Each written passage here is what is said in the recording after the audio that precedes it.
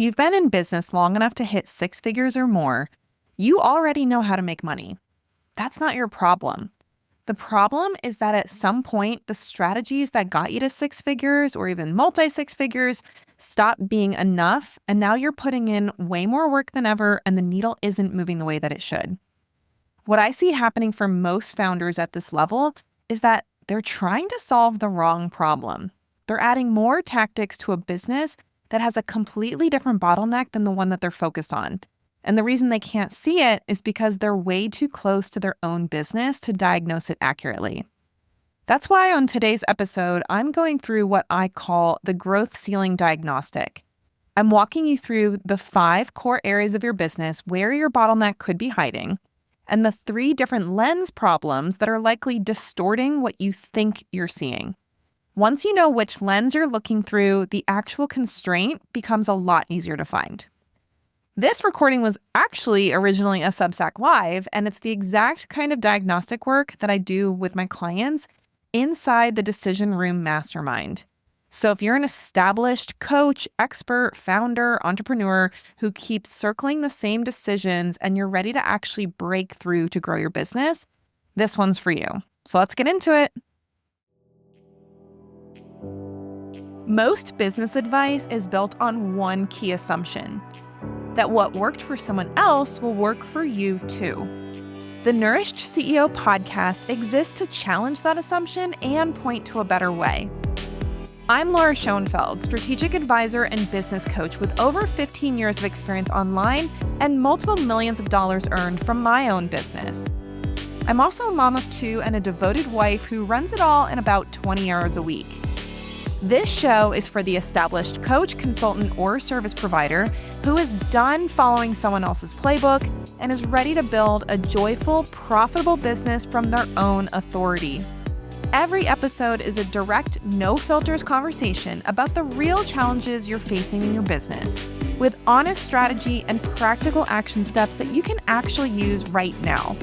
Because working smarter and building something sustainable matters a lot more than just chasing a bigger number.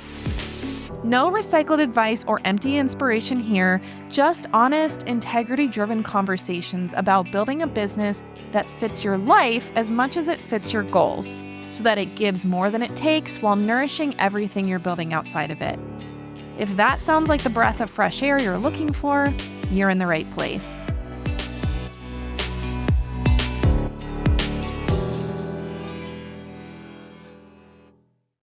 So today we are going to be talking about how to find your growth ceiling as a 6 or 7-figure entrepreneur. This is going to be, I'm hoping, like 30 to 45 minutes, but if you are not new to me, you know that I have a lot to share, have a lot to talk about, and I'm just really excited to dive in with you. So, like I said, this is the Growth Ceiling Diagnostic. I'm Laura Schoenfeld. I am the founder of The Nourished CEO. I have been in business myself for 12 years, and I've been in the online space for about 15 years, creating content, running programs, doing launches, running evergreen setups. There's a lot of different things that I have done for both my business and another multi-7-figure business in the online space. And now I work with 6 and 7-figure founders to help them understand where they're getting stuck, to really dive into their business so that they can fix the problems that are there and stop wasting time and energy on the things that are not a problem, so that they can break through the bottlenecks and reach their next level. So we're going to go through where you might be getting stuck as a 6 or 7-figure founder. Now, if you run a business that you are generating at least 6 figures a year, maybe multi-6 figures, maybe even 7 figures, the reality is that takes a ton of work, dedication, and talent to even get there. So if you're at that level, you know you have what it takes to keep growing. You've done it before. You've seen seasons where you had those big leaps. You've seen seasons where the growth was really like just running well. And maybe now you're noticing, hey, every time I put more work in, I'm not actually getting the ROI that I used to get when I was spending time and energy growing my business at earlier stages, or maybe before you hit 6 figures. And for a lot of people, the harder they work, the more they bump up against that ceiling. And it gets really, really frustrating because you know how to make money in your business. You're not one of those people who's like, teach me how to make money. I don't know how to sell. Like, I don't know, who my people are. Like, you've made all of those decisions. You've figured that out, and you've proven that you know how to make money. But you're feeling that really uncomfortable gap where you are and where you know you could be and where you feel that you're capable of reaching is not matching, right? And so you start to have this feeling of what's wrong with me? I swear I know that I'm more talented than this. I swear there's more that I can accomplish. Why is this something that I keep feeling like everything I do is not getting me from where I am to where I want to be? And you're not somebody who just sits around, twiddles your thumbs, and just like tries to manifest your next level, right? And not to say that there's anything wrong with mindset work, but you put a lot of work into this. You don't just sit around and hope things are going to change. You've tried dozens of different strategies. You've invested in help. You put the work in to actually get the results that you want, and you're not seeing the needle move anywhere near what it should be for the amount of work that you're doing. So that ceiling that you're hitting really does not make sense because you're working harder than ever. You have more skills than ever. You've made more investments than ever. There's just so many things that you have grown in. And so to you, it's like, well, how does this make any sense that like I should be higher at a higher level now? I should be making more money. I should have more ease in my business. I should feel more confident in what I'm doing. And in reality, you feel like, if anything, I feel less confident than I did when I was a newbie and just trying things out.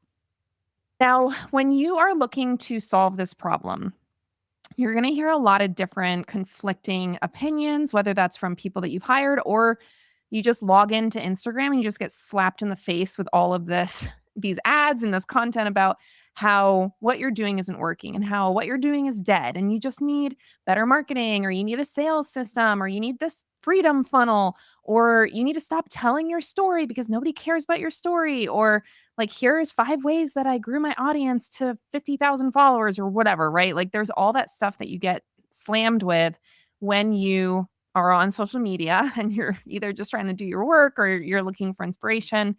And maybe you've fallen for a few of those perspectives. Maybe you were like, oh, yes, that's what's going to solve my problem. And you go and do it. You spend the money, you hire the coach, you execute their system, but it didn't do anything for the issue. Like, you just put in a bunch of work into doing something and you didn't get a result.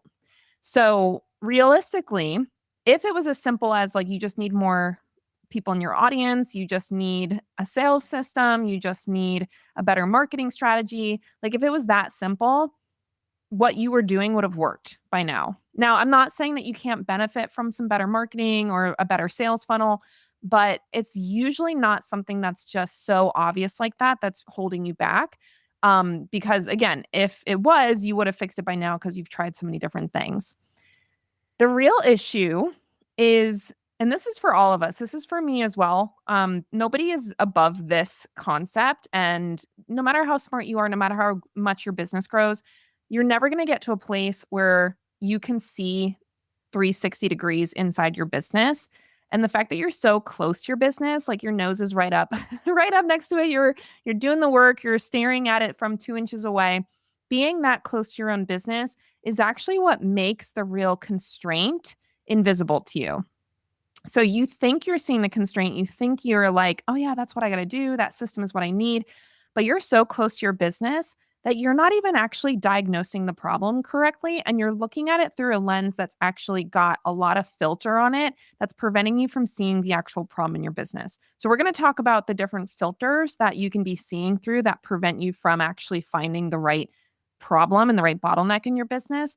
But really, most people are either seeing through a blurry filter so they can't see the problem, or they're just so close to their business, so close to their expertise that they actually cannot see their blind spot, and they're just completely missing the actual bottleneck in their business.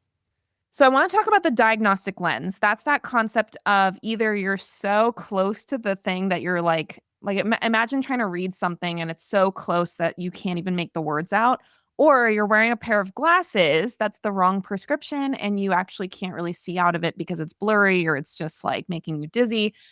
So generally in your business, If you are hitting a ceiling and if you are putting tons of effort in and not getting the outcome, it's because you have some sort of lens on that's warping or distorting what you're seeing. So, we're going to cover each of these three lens problems for all of the different topics in your business that could be the bottleneck. And I really just want you to be thinking about these lenses when you're looking at the 5 different parts of your business that could be where the issue is. So the first lens problem is a belief problem. So this is the subconscious or even conscious beliefs about what's real and what's true about you, your business, and your market that makes the real issue invisible, or it makes you completely ignore possible solutions because you have this belief that makes that possible solution a no-go. So this is we all have limiting beliefs. Like, I don't think anyone gets to a place where they're, just in this like complete nirvana state and nothing ever is like, limiting for them. But limiting beliefs are really hard to see for ourselves. A lot of times we need someone else to point them out for us so that we're actually seeing it. Because again, if it's like the water we're swimming in, we don't even realize we're in it until somebody's like, hey, did you think about this? Or, hey, I heard you say that. Is that true? Or are you sure about that? And a lot of times that is the actual thing that's holding you back. Another lens issue is a knowledge problem. You might actually have an actual gap in your knowledge or in data collection or information or even a perspective that would help you see the problem from the full perspective. And you need to have that information. Now, I will say that this one can get tricky because a lot of business owners get trapped in this idea that, oh, I just need more information. I just need to learn more. And they can get stuck in this belief that they have a knowledge problem. And that's why they're not getting the result. That can be a very dangerous trap to be in. But I also want to be very clear that sometimes you do actually have a knowledge problem, right? So it's not like, oh, learning more would never be helpful. But we need to make sure that that is the actual block, because if it's not, you're going to spend a lot of time learning things that you don't really need to be learning right now. And you're not actually going to be making progress in your business. The third diagnostic lens is a decision problem. So maybe you have the right belief about what's possible. Maybe you have the knowledge that you need to actually execute, but you still are circling the decision. Now, I've been talking a lot recently about the concept of decision debt, which is the amount of lost opportunities, lost sales, just all the money that you're losing in your business because of these decisions that are either not being made or you make them and then go back to them and kind of waffle on them. This is the one where you're in that place where you're like, I know what's possible. I know even how I could get there, but I can't decide if I should go this way or this way. And a lot of times more information is not going to solve that decision problem. It's more about being willing to take the leap in the face of uncertainty, knowing that action is what's going to produce the answer for you. So you have to figure out which of these lenses or which combination of lenses is the problem in each part of your business so that you can actually diagnose what the block is and fix the block instead of just spinning your wheels and circling around the problem and spending all this time in data collection mode, just hoping that you'll get enough information to actually move forward. So knowing that there's 3 different lenses that could be blurry or broken or just the wrong prescription for you, I want to look at the 5 core areas of your business that those beliefs can show up in. And especially in that range between 100,000 and a million, this is the people who, again, they've made sales before. They know what they're doing as far as actually delivering services, having sales conversations. They're not newbies. They're not just like clueless about stuff. But these are the 5 core areas in your business that those 3 the 3 different lenses can show up and cause problems and actually become the bottleneck. So I'm going to go over each one, but they are your identity, which is basically the operating system inside your brain as the person who's running the business. There's your offer. So what are you actually selling to people? There is your sales. So how are you actually making money in your business? What's the sales process? Messaging. How are you communicating to the outside world about your business? And then systems, which is how does your business operate with or without your involvement? So those are the 5 key areas that could be the bottleneck. You might have bottlenecks in multiple ones, but generally the concept of a bottleneck is that there's one point that's going the slowest for you right now. And that's the point that needs your attention to be able to actually grow past what you're experiencing. So we're going to look at each one of these individually, but these are the 5 that we want to make sure are in your zone of awareness as you're working through the process of understanding where your bottleneck is. So let's start with identity. Identity is the one that can be the sneakiest because, again, it's kind of like the water you're swimming in. If you were a fish, like you're not aware of water, it's just your environment, right? And so you are a human, you have certain beliefs, you have certain experiences, you have certain ways of viewing the world. And those beliefs, if not examined on a regular basis, can be the area where you're actually bottlenecked, and it has nothing to do with your systems, your offer, your sales function. It's literally what's happening inside of your brain and what you think about yourself. So the 3 different lenses, as I mentioned, belief, knowledge, and decision making. So belief would be things like, oh, the way I naturally work isn't the right way to grow a business. It can be, I am too introverted to be able to show up publicly. I don't have the type of energy to wake up really early in the morning. Like you're just creating these beliefs about who you are and what you're capable of that actually inform how you set up your business. And you also don't trust yourself. Like you might know certain things about yourself, but you don't believe that that's the best way to grow a business. So you end up overriding your own instincts, your own skill sets, your own strengths, because you think somebody else's way of doing things is better. So that's a really common one. I'm seeing that all the time right now where founders that started their business, they got some momentum, they got some progress, but they hit a wall and now they're like, well, I just got to get somebody else's system because apparently I don't know what I'm doing. And then they end up using a system that doesn't even match who they are. So that's a really common one for identity. Knowledge goes a little farther than that. It's not just what you believe about yourself. It's really just self-knowledge. So if you don't understand what your natural way of making decisions is, if you don't know what your energetic needs are, if you don't know what kind of conditions you need to set up in your work schedule for you to work your best, you don't know what your actual strengths are to build on. Because I think a lot of times people approach business thinking, I need to fix my weak points, which is fine. It's okay to fix your weak points, but really your best business is going to grow as an extension of your strengths. And so we need to lock in on those and build from them. And if you don't know these things about yourself, you're not actually going to be able to make good decisions or build appropriate systems for your business because you don't actually know enough about yourself to build it based on you. So that's a huge one, is self-knowledge. And then decision is another place where people get stuck with their identity. You know what you want. You have the vision board, you've written your goals down, you've done all the goal setting processes, but there's something about how you think or what you believe or how you're showing up in your business that's holding you back from actually acting on those decisions. So you're like, yeah, I think I know where I want to go, but I haven't fully locked in on it.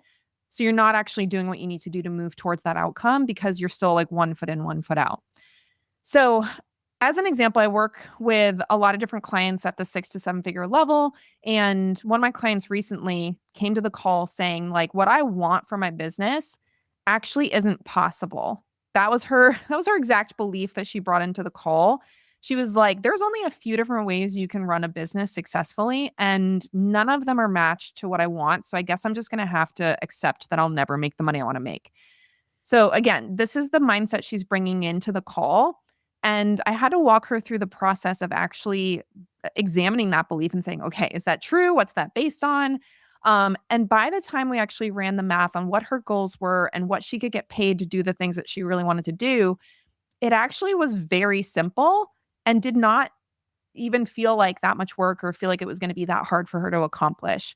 So if she had been just left in that belief of well, the way I want to do things isn't going to work, it's not possible, she would have never even done what was necessary to build that model. And that belief about what was possible for her or that her desires were not a match for a successful business, that belief was the ceiling for her. So understanding yourself, understanding what works best for you, understanding what your goals are, your circumstances are, the things that affect how you make decisions, I have kids, I have 2 under 4 at this point. That is a factor of my life that has to affect how I make decisions. some people might say it's a limiting belief, but it's literally just logistics, right? And so there's certain things I have to think about when I'm making decisions. And if you don't have a clear picture of all of that, you're not necessarily going to be making the decisions that are going to fit your business the best. So if you're interested in digging more into self-knowledge, I have a quiz called What's Your CEO Type? And this is where you can actually discover what your natural operating style is as a CEO, how you excuse me, how you make decisions, how your personality can actually inform the different parts of your business. And it's just a place to get started. It's not like, we're not trying to like psychoanalyze you here, but it's a place to get started to start understanding what's your unique approach to business and how can you actually use that to your advantage. So that quiz is at www.lauraschoenfeld.com/quiz. And that'll give you your CEO type, and that will help build some knowledge around what type of business is the best fit for you to get the results that you want based on your strengths and what's already natural to you. Next is your offer. So you're making money. This is not like I have no idea what to sell and I don't know who to sell it to. Like you already have money coming in. You're already making an income from the offer. And maybe you're making a great income. Maybe you're already hitting multi-six, seven figures.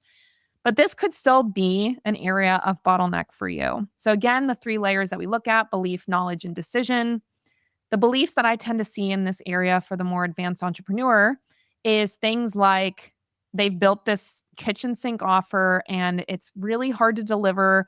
It's exhausting them. They don't feel connected to it anymore, but they feel like they can't take anything out because their clients want all the things that are in it. Or they are very heavily present in their offer. A lot of it's based on their availability, their time, their energy. And they have that belief that if I remove myself at all from this offer, my clients won't get the same value or they won't want to pay for it because what they're paying for is access to me. So you can see how these are beliefs that if you were to hold on to them, it would create a bottleneck in your offer because you can't scale if you believe your clients need unlimited access to you to be able to get the result, right? So those beliefs could be the bottleneck for you. It could also be knowledge. So you don't have clarity on which part of the offer is creating the transformation and which part is just filler that you've been afraid to cut because one person one time said they loved it. Like you just have this, you believe that you need to change your offer. You believe you need to make some adjustments. You need to like cut some curriculum, add some things, but you don't really have a clear understanding of what's worth keeping and what's not worth keeping. So you stall. And then there can be the decision problem. So the offer needs to change. You believe that it's possible. You even know which parts of the offer need to change, but you haven't really committed to that change because there's a lot of things that you can lose, like potentially if you make a change, right? There's potential revenue loss. Like, what if I make this change and I actually make less money? Or, what if my clients are not happy? What if people are disappointed? Like, what if people who would have worked with me decide not to because I made this change to the offer? There's a lot of stuff that can be in your head that even if you know the right thing to do, you still hedge on it because you just are worried what the consequence is going to be. So I have a personal example for this one. I had run a multi-million-dollar signature program since 2020, and I was starting to feel last year like I had moved beyond what I was talking about and the types of support I was giving and the specific topics I was discussing in that program. But there was a lot riding on that program continuing to be what it was. I had put tons of systems into it. We had team members that supported it. We had all these systems to sell it. And it just was like this huge whale that was starting to feel like a really big mismatch for me. And I knew that there was a higher level that I was being called to, but I couldn't keep that program if I was going to move to the next level. So for me, this fear of like, what happens if I close this and I don't have something to replace it was the fear that kept that decision from being made as quickly as it could have been. And listen, I still made it. We still shut it down in January. I still, actually made that decision. But it might have been a decision I made sooner because I had been starting to feel that way a while ago, but I really just had that belief that like I don't have something to replace this with, so I can't shut it down right now. So that's a personal example. I've talked a lot about this on my podcast, the Nourished CEO podcast. And so if you guys want to hear a little bit more about that, you can go check that podcast out. But it is something where that decision to shut that program down was something that then unlocked all other different opportunities for me in my business and different audience, different growth situation, different messaging, like all the things just got unlocked from that one decision. Next, we're going to talk about sales. Sales is obviously the lifeblood of your business. You know that if you're not making sales, you don't have a business. And again, if you've hit six figures or more in your business, you know how to make sales. A lot of times, this is the place that you get really caught up in trying to make decisions or trying to tweak things or feeling stressed about things. But there's a lot of moving parts in sales, and a lot of times you're missing the actual problem in your sales structure that, if fixed, would actually allow you to move forward. So, just like before, we have belief, knowledge, decision. Belief in this situation can be things like my audience isn't ready for the price point I want to sell, or if I raise the price, people aren't going to buy, or if I get too pushy in my sales system, it's going to damage the relationship. People are going to think I'm salesy and then they're not going to want to buy from me. Like, it's kind of crazy. I see a lot of people right now very afraid to bring their offer into an email sequence too soon because they're like, well, I haven't earned their trust yet. I'm like, dude, they're not going to freak out if you just mention your offer in the first email, right? Like, nobody's going to be like, well, I would have kept listening to you, but you linked to your offer in that email. So screw you, right? Like, I think there's so much concern right now that, oh my gosh, if I try to sell too quickly or if I put an offer in front of somebody who didn't ask for it, the world's going to end, right? So even with more advanced business owners, it's just there's so much belief around what is supposed to happen, especially if you've been in business for a longer period of time and you've been through the era of like the jab, jab, right hook, where it's like, make sure you're giving, giving, giving, giving, giving until you ask for something. And unfortunately, especially in the very distracted society we live in right now, sometimes people don't wait long enough to actually stick around for the right hook, and then they don't actually get the offer. So there's some beliefs there that could be preventing you from selling as much as you could. You might also have a knowledge gap. So that means that you don't actually know what's happening in the sales conversations or where people are dropping off. So you know that there's some sort of slowdown. You know that there's a bottleneck in your sales process, but you don't even have the data to look at or you haven't collected it. So you're like, I don't know what to change because I don't actually know where the sales process is breaking. So sometimes more knowledge is important. And a lot of times that's knowledge of your business, not just more book knowledge, if that makes sense. And then for your decision making, you may know some of the things that have to change in your sales process, but maybe you're like, oh, it's so much work and I don't even know if it's going to change anything. So you just stall out and actually doing it and you haven't really decided and made that plan to implement. Or you're kind of like trying a bunch of different things and not really sticking with anything long enough to get real data on it. And so you haven't actually locked in on a decision that's going to help you figure out where is the issue in my sales and what needs to change so that it works better. And it's crazy some of the things that can change sales. I was just talking with a friend yesterday who is a multi six-figure dietitian, business owner, and a lot of times we're, consulting on how to improve different conversion rates for her. And she was telling me that all she did on one of her sales pages was switch the order of the prices from having the monthly plan on top to having the pay in full plan on top. And she literally doubled. So she went from like 30 something percent to 60 something percent for people taking the full year offer just from that little switch. So it's crazy. Sometimes it's like these little tweaks that can be made to improve your sales process. But if you're spinning in this belief that like, well, nobody wants the 1 year offer and that's why nobody's buying it. It's like, maybe that's not true. Maybe it's literally just the sales process needs some tweaking, right? And another belief I was mentioning, like my audience isn't ready for this price point. I was on a support call with a 7-figure health business owner, and she was talking about how she wanted to launch this high ticket offer, but she had this belief that because she's only ever sold things in like the 300 to 500 range, that her audience doesn't buy high ticket things. Like it just felt like that was the truth about her audience. But then she found out recently that two of her community members, people who had bought other offers from her, spent 10 grand to work with somebody that she knew. And so clearly that demonstrates, listen, they will spend high ticket prices, not all of them, but you do have people in your audience who buy high ticket things. And if you're just going to have this belief that your audience doesn't buy high ticket, then that is going to prevent you from building and selling a high ticket offer. And it's even like the belief is going to make you hedge on the sales. You're not going to go into it with your full chest, and that's going to impact your conversion rate. So, and again, this is somebody who's made millions of dollars in her business over the course of a few years.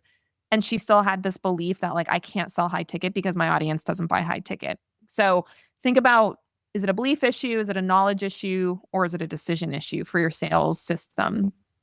The fourth one is messaging. This one is huge, especially in 2026, because so much of what we're experiencing with the volatility in the market right now has to do with the fact that our markets have all gotten more sophisticated and our messaging has not elevated with it.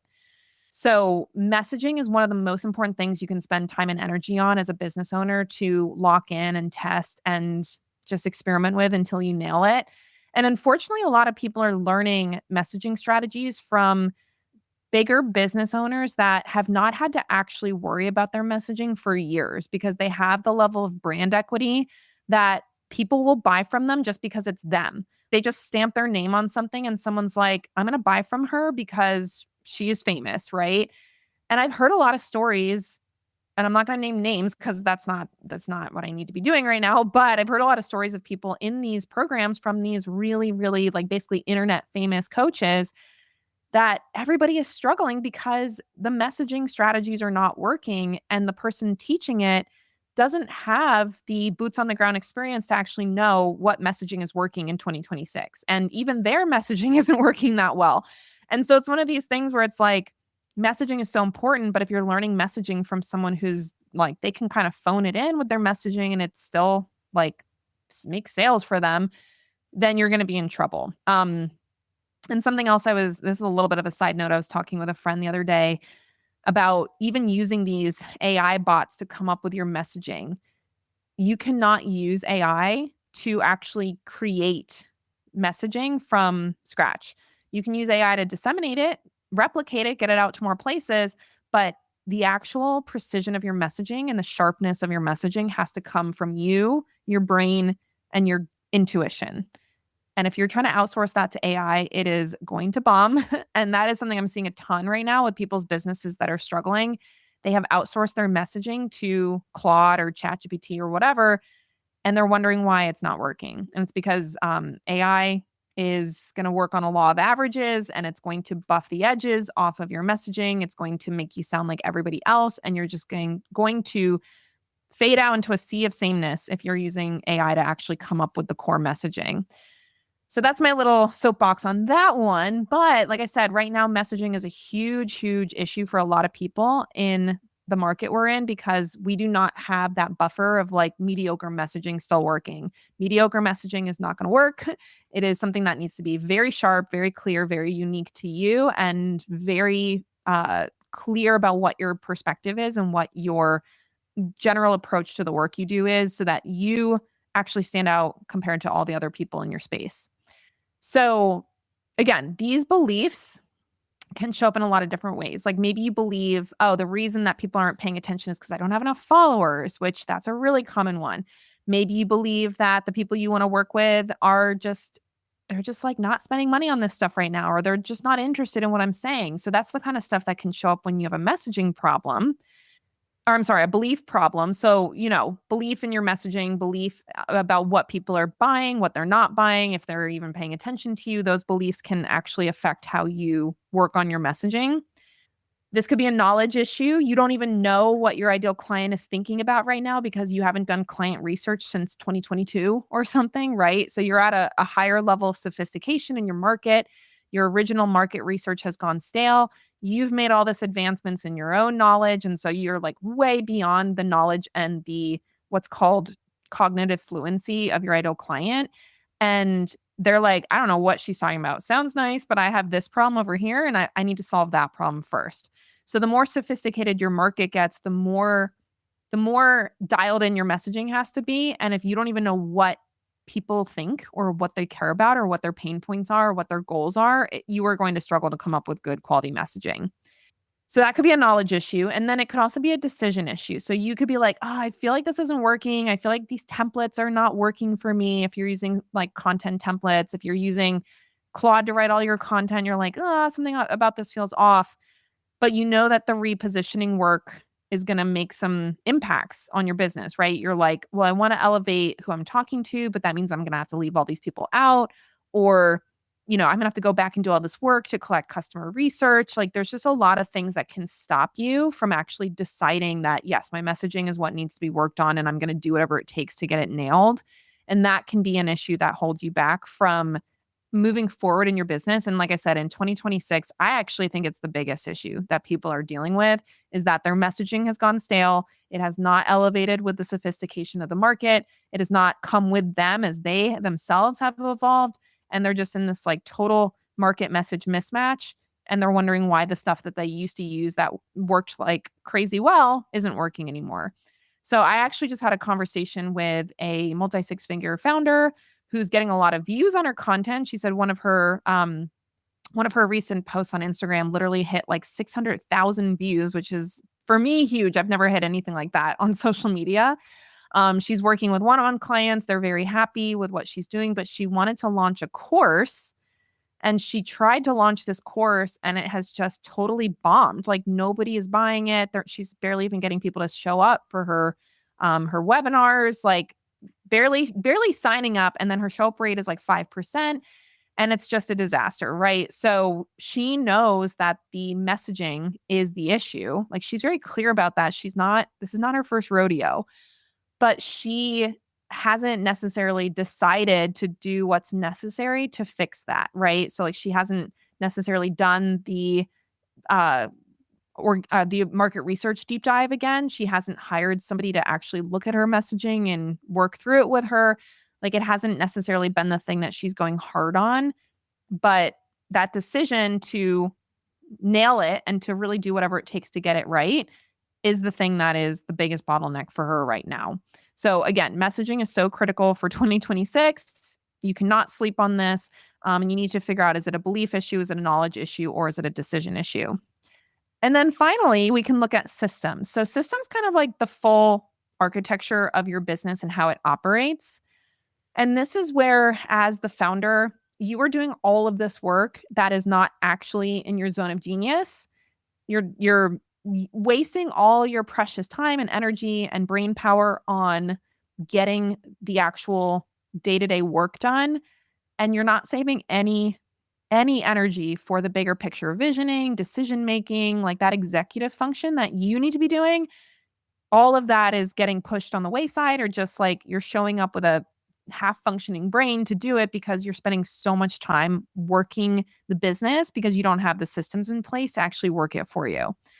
So when this is a belief issue, a lot of times it's the belief that nobody can do this the way I do it, so I have to do it myself. Or, okay, yeah, I know I should delegate this, but it's just faster if I handle it. Or I don't even understand how to work like Claude Cowork or Claude Skills. Like I can't figure that out, so I'm just going to keep doing everything manually. Like just having those beliefs about what actually would be worth your time and energy is going to affect how you build or don't build systems in your business. And so if you're just that like type A perfectionist, everything has to run through me, that's going to be one of the biggest bottlenecks, if not the biggest bottleneck at the seven figure level. Now, if it's a knowledge issue, maybe you're like, okay, I am fully bought into this idea that I need systems. I don't need to be doing all this stuff myself. It might actually be a knowledge issue, right? Like I know a lot of people are buying into programs that are teaching how to build an AI team, right? Like AI employees and all of that. And there is no problem with that. I've heard really great things about what that can do for your business. That is who that is for. If you know that your systems are a problem and that's your biggest bottleneck and you just don't have the knowledge to implement, that would be what a program like that would be able to solve. The likelihood that that's it for a lot of people is kind of low, but for some of you, it really is just a knowledge issue, and you have to learn how to actually do the delegation and the leadership and build those skills to do things like building systems, creating SOPs, handing things off. Like that might actually be a knowledge gap for you that needs to be addressed. And then it can be a decision issue. So you know something needs to be delegated or restructured, and you actually have some skill sets to do it, whether you've done it before or, you've got that training to be able to execute, but you haven't done it yet for some reason. Maybe it feels like the work to build the system is more work than just handing it off. Um, Maybe it feels like, oh, I'm so busy in the short term, I really don't have time to do this, which might be true, but that becomes extremely expensive over the long term because now your ability to do the work that only you can do is getting sucked into the day-to-day tasks of running a business. And that is not how you're going to break through a bottleneck, right? So if you've got all these tasks on your to-do list, you've got all this stuff you're holding in your brain that you have to remember. If you're like, oh, I got to get my podcast published this week and, you're the one doing everything from start to finish, that is going to be the biggest bottleneck for you. And yeah, sometimes it's a knowledge issue, but sometimes it really is just the decision to actually take the time and make space for creating the system in your business. Okay, so now you can self-diagnose which of these 5 core functions of your business is where your main bottleneck is. Now, you're not going to be like, everything's perfect except for one spot, right? Like, we're not talking about this idea that you're just going to fix this one thing and just make $1 billion. When you fix a bottleneck, you will find another bottleneck. That's just how bottlenecks work. That's how business works. There will always be a slowest point of your business. And we just need to find the biggest one to focus on so that the energy and time you're putting into it is maximally effective. So if it's an identity bottleneck, it's just understanding who you are, what you're great at, what you want, and deciding to actually build your business around that. So is there a way that you want to naturally run your business that you keep overriding because you think it can't work or because somebody told you that's not the way to do things? And what would be different or what would you do differently if you trusted that your natural strengths was the right way to grow your business? So that's one question to consider for the identity piece. For the offer piece, is your current offer still the right fit? Or are you delivering something that you've outgrown or isn't working for the life that you want because you haven't committed to the restructure? The commitment could be a decision problem. The commitment could be, I don't know how to restructure this so that it actually fits what I want. But that could be the thing that's slowing you down because you are maxed out and you don't have more to give in the offer area and something needs to change. If it's a sales issue, perhaps there's a belief that you're caring about what your audience will or won't buy. You don't actually have data to support that, but you have this belief that then affects how you show up and sell. And even if it's subtle, like you might be hedging on your sales process because you just don't think your audience will want what you have to sell. Or you just don't have the systems to actually replicate the sales process and everything you're doing goes through you. And so it's actually a physical bottleneck more than a mental bottleneck. If it's a messaging bottleneck, you want to ask yourself, is your messaging speaking to the buyer you want at the sophistication level that they're actually at in 2026? Not what people were buying in 2024, 2022, 2019. It's what people are buying today in 2026. Do you know for a fact your messaging is a match for that? And is it at the level of specificity it needs to be to work at a high level of sophistication in the market? And then systems. How much of your mental energy this week went to doing things that didn't require your specific expertise or labor to actually do versus the executive functions like vision casting, decision making, like just the direction of the business? How much of that is falling to the wayside because you're spending all your time and energy on the doing rather than the driving of the business? So those are the 5 core areas of your business that could be the source of the bottleneck. And like I said, maybe all of them feel a little bit dicey for you right now, but there's going to be one that you stop and say, oof, that's really the thing that is causing the problem for me right now. And that's the one I'm going to dig into. So I hope that that's helpful to have an idea of where in your business you can be looking. And then again, looking through those 3 different lenses: belief, knowledge, and decision-making for each one. Because it's not just, oh, my offer is a problem. It could be that you have a belief about your offer that's actually the bottleneck. And that's what's preventing you from making the sales and growing your business the way you want to grow it. Okay, so what does this mean for you? Once you actually find the bottleneck and once you identify what's the thing, is it a belief? Is it a knowledge issue? Is it a decision issue? Which part of my business is this falling into? Hopefully you can do this yourself. But in reality, for most people, this is very, very difficult to do alone because again, you are way too close to your business to really see the full picture. And what you think might be the bottleneck may actually not be the bottleneck that is slowing you down. You cannot read the label from inside the prescription bottle. This is not like, oh, you're not smart enough or you're just not cut out for entrepreneurship. This is literally just how your brain works. You are not able to see 100% of what's going on in your business from a completely objective perspective. You have a lot of emotions that are driving how you see things. You have a lot of history. You have a lot of depth of expertise. You have a lot of sunk cost that you're considering when you're making those decisions. And you need somebody objective who can come in beside you and be like either a mirror for what's maybe the belief behind the issue, or to just give you a different perspective on how you can do something that maybe you weren't even aware of. Like you didn't even know it existed, or you didn't even know that was an option for you. So you do not generally need to just work harder to get through a bottleneck when you're at 6 or 7 figures. The founders who break through bottlenecks are not the ones that are just adding more and more and more tactics to an already bloated business.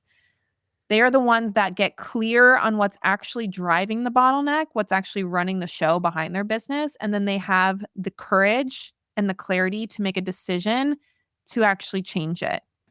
It's not just about work harder and hope something finally works.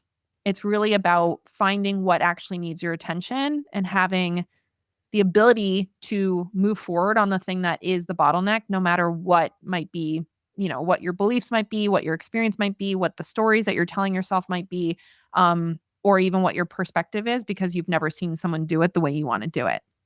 So knowing that you absolutely need objective feedback, you cannot do this in a vacuum. Your brain is not, smarter than anybody else's in the sense that you can just see a 360-degree angle on your business. Everybody needs somebody that can be a mirror and be that guide for them. And it's just a matter of who, and it's just a matter of what kind of experience you want to be in as you are making those decisions. So if you are somebody who knows, I need somebody, I need a mentor, I need a place for a group of peers, I need friends, I need people in my corner who are experienced, who have different perspectives, who can be objective about my situation, and who actually care about me and know about details about my family, know some of the fears that I have, know some of the limiting beliefs that have come up. They see what's possible in you. They want to call you higher. Like if you know that that's the environment you want to be in, and you know that, listen, I can find some issues. I could pull out some bottlenecks right now, but I'm not confident that I am going to find the biggest bottlenecks. And I'm also not confident that I can just rewire my own thinking about them in a complete vacuum where I don't have anybody else to talk to about this. Then that is what the decision room is for. So I am running a 6-month mastermind starting at the end of June called the Decision Room Mastermind. And so if our conversation today has helped you start to think about which part of your business is slowing you down, what kind of lens you're looking through. Is it a belief lens? Is it a knowledge lens? Is it a decision-making lens?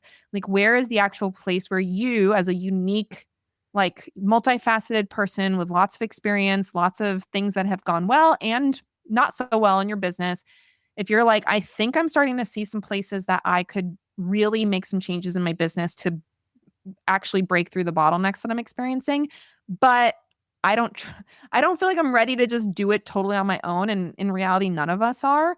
Then that is what we're doing in the decision room. And I would love to invite you to apply. So this is a 6-month mastermind for established founders who have already passed 6 figures. So you're already at that 100K or higher level.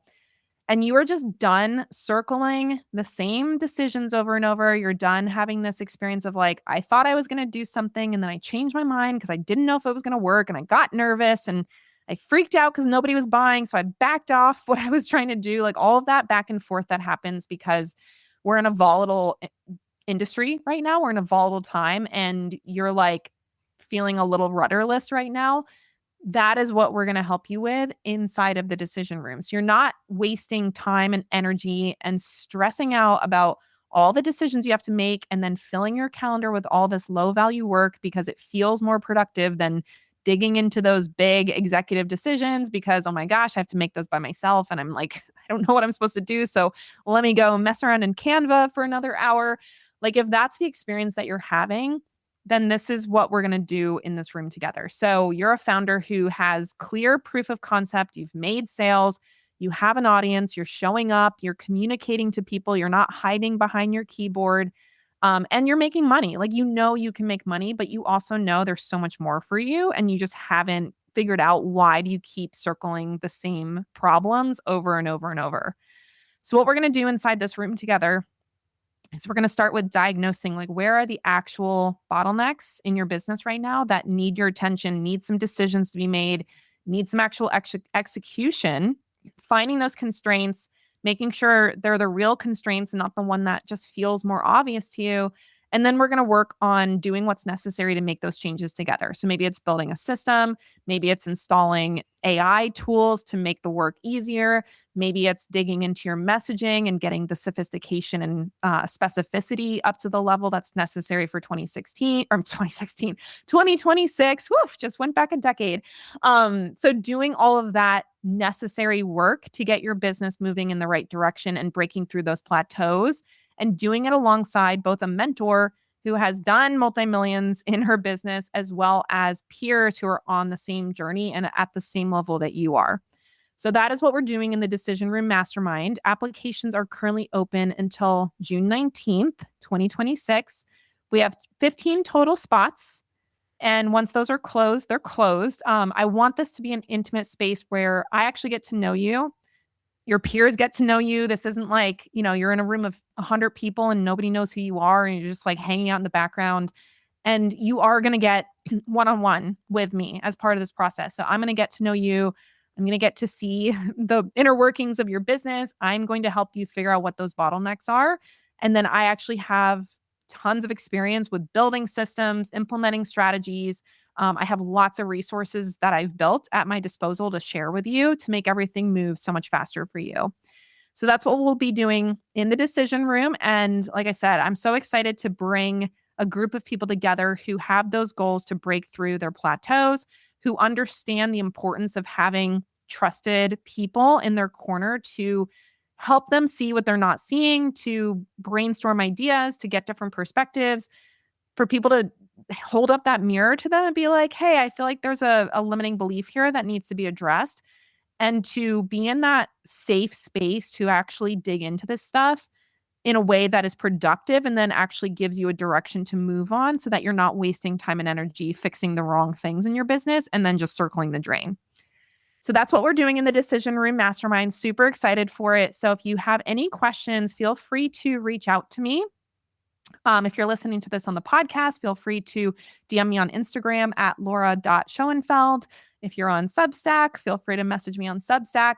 And then if you want to check out all the details and submit your application before our deadline, you can go to jointhedecisionroom.com and check out all the information about the program, what we're going to do in there, decide if it's a good fit for you, and then get your application in before the deadline. All right. Well, I hope that this has been super helpful for you to be able to dig into the concepts of the different parts of your business that bottlenecks could be, the different lenses that might be preventing you from seeing where the bottleneck is, and just giving you that place to start diagnosing your own business so that you can actually find where the bottleneck is and spend the time and energy necessary to change that and to uncork that bottleneck, so that you can break through the plateau that you're at and really start seeing the growth that you know you're capable of. Thanks for listening to this episode of the Nourished CEO podcast. And if this episode got you thinking about how you're actually wired to run your business, your next step is to take the CEO type quiz. Because here's the thing. Most of the business advice out there was built for someone specific. And if that someone isn't you, it doesn't matter how hard you work or how many strategies you implement. It's just never going to feel right, and it's never going to work as well as it should. Knowing your CEO type changes all of that. After you take the quiz, your results page will walk you through your natural strengths, your biggest blind spots, and a concrete game plan for your offers, messaging, sales, and even your calendar, all built around how you actually think and lead. Not generic advice, your specific direction. It takes about 5 minutes and it's completely free. The link is in the show notes, or you can go to lauraschoenfeld.com/quiz. And if you already know your type and this episode resonated with you, share the quiz with someone else who needs it. The right framework at the right time can completely change how someone sees their business. And honestly, that's exactly why I made this. All right, I'll see you next time on the Nourished CEO podcast.